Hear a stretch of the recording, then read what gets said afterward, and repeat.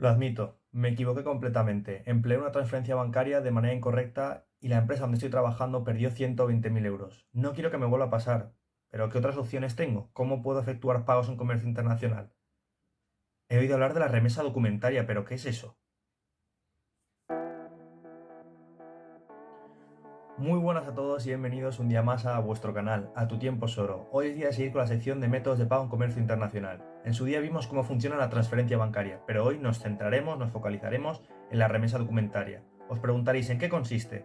Pues bien, principalmente en la intervención de entidades bancarias para poder efectuar el pago y el cobro en comercio internacional. Y es que tenemos cuatro partes fundamentales dentro de esta operativa: la parte exportadora, la importadora y sus respectivas entidades bancarias. Debemos entender que en este caso es la parte exportadora, la empresa vendedora, la que se dice que toma la iniciativa en el cobro de comercio internacional. ¿Por qué? Pues bien, esta empresa es la que acude a su entidad bancaria con una serie de instrucciones y documentación a presentar en el país importador para que el importador pueda efectuar el pago. Y ahora vamos a ver en qué consiste esta documentación.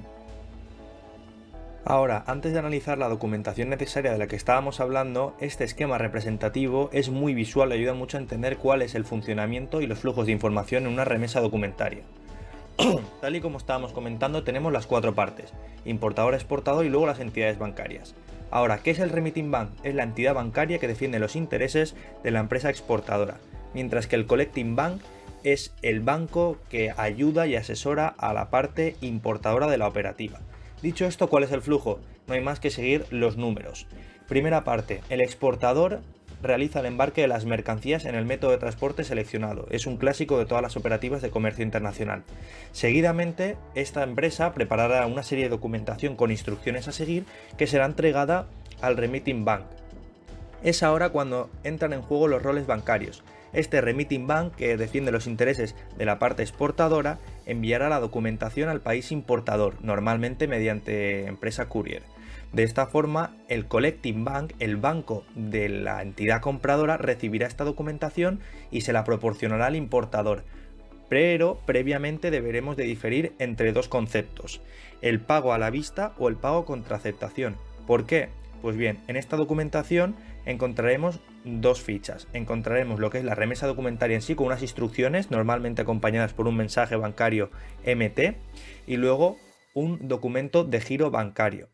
Normalmente aquí se distingue entre el pago a la vista o el pago contra aceptación. El pago a la vista implica que la entidad importadora debe de efectuar el pago de inmediato por tal de poder recibir esta documentación para luego poder pasar el despacho de aduanas en importación, mientras que el pago contra aceptación proporciona la opción de financiación. Esto quiere decir que la entidad importadora acepta la documentación comprometiéndose a un pago a posteriori a 60 días, a 90 días, a 120 días, dependiendo de lo que se haya acordado en el contrato de comercio internacional y que esté por escrito en factura.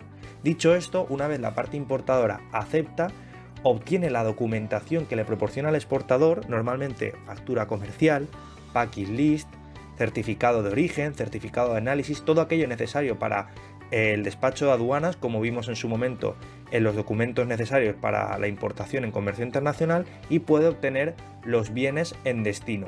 Y es aquí cuando el Collecting Bank recibe o el pago o la aceptación de la documentación y se lo puede proporcionar de nuevo al Remitting Bank para que éste a su vez se lo proporcione al exportador y se lleve a buen puerto la operativa.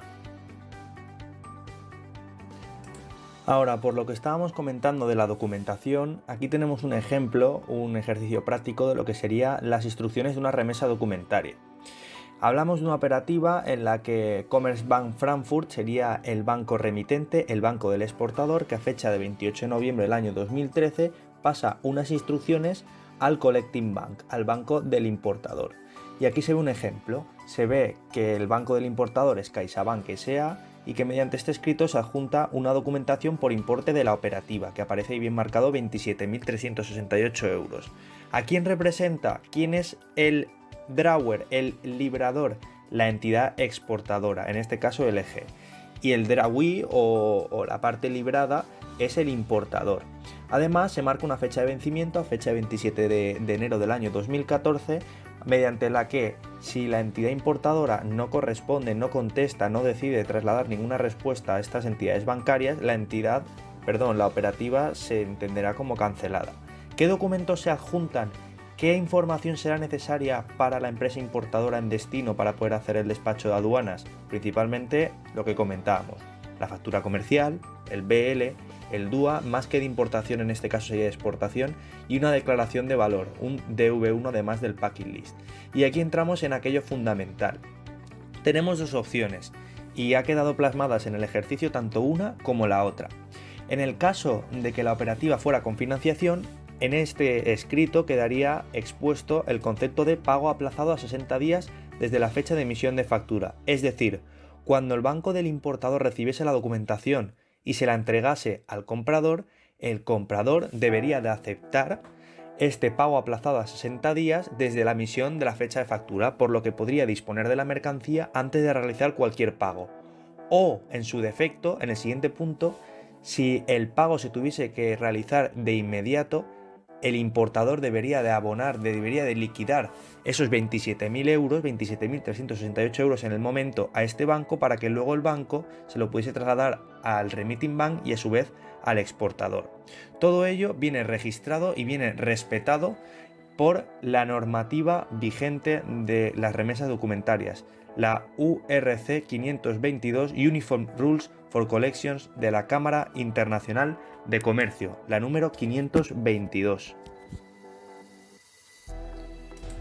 Y el documento que estamos viendo ahora se le conoce como letra de cambio o documento de giro bancario. Como se puede ver, tiene un formato muy parecido a la transferencia y es fundamental en esta operativa porque, acompañado de las instrucciones, este escrito es el que el importador debe de aceptar, debe de firmar y corroborar, confirmando así que está asumiendo las instrucciones que le traslada el exportador, bien sea con un pago instantáneo, un pago a la vista en el momento de recibir la documentación para poder tener el despacho, o bien con la aceptación de financiación, motivo con el que aceptaría recibir esta documentación para luego realizar un pago a posteriori en X tiempo.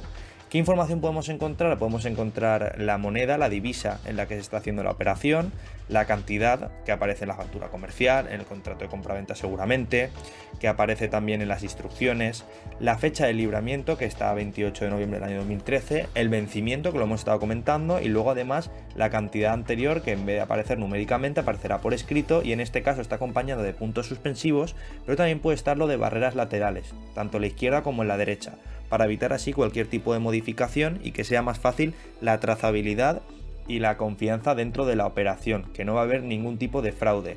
Luego aparecen las entidades bancarias. Este documento, junto a las instrucciones, a la remesa que hemos visto anteriormente, es trasladado desde el remitting bank, banco del país exportador, al collecting bank, banco del país importador.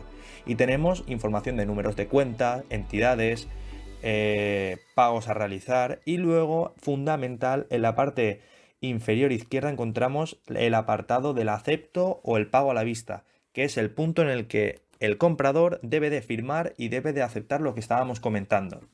Y luego encontramos por último tanto las partes libradoras como libradas. La librada, por tal de entenderlo, es el dragüí o el importador, y la libradora es aquella parte exportadora. Aparece la información de todos los intervinientes en esta operativa de pago internacional. Muy bien, ahora ya sabemos un poco cómo funciona la remesa documentaria, pero os estaréis preguntando, Dani, ¿y qué pasa si al cabo de 60-90 días el exportador no recibe el pago como se ha firmado? ¿Qué pasa si en el pago al contado existe una actitud fraudulenta, no hay fondos y no se puede realizar la transacción económica? Bien, en la parte anterior, en el reverso de la letra de cambio que se ha firmado, encontramos diferentes opciones. Encontramos la opción de un aval bancario, por tal de garantizar, asegurar este pago, lo que también, ojo, incrementaría los costes. O podemos encontrar también la opción del endorso, que concede el derecho a otra persona de realizar el cobro, además de los aspectos legales. Como hemos comentado, la Uniform Rules for Collections, URC 522, es la que rige este tipo de pagos, que viene dada por la Cámara de Comercio Internacional. Y una de las opciones, que dentro del nivel nacional también funciona, es el protesto, que siempre hay que tenerlo en cuenta para cualquier tipo de actitud, como estamos diciendo, fraudulenta. En el caso de que se firme un acuerdo por X cantidad y no se llegue en el pago a esa cantidad, debemos de recurrir al protesto y basarnos en la Uniform Rules for Collections.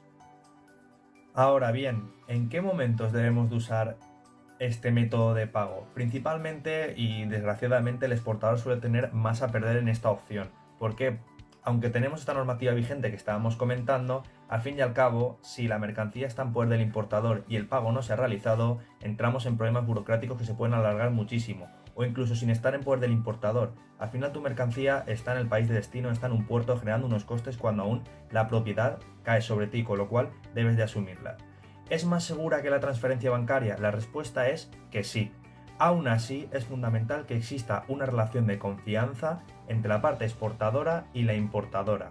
¿Los costes bancarios serán mayores que una transferencia bancaria? Sí, pero va a garantizar de manera más segura lo que es el pago de comercio internacional, porque tenemos otras entidades que en caso de problemas pueden ayudar. Al fin y al cabo, el exportador debe tener un buen control de la mercancía y de la operativa hasta que la mercancía llega a destino, para tratar de evitar cualquier tipo de riesgo. Es fundamental que conozca muy bien el entorno político, el entorno económico del país de su cliente, para tratar de evitar esta pérdida de control y los flujos económicos.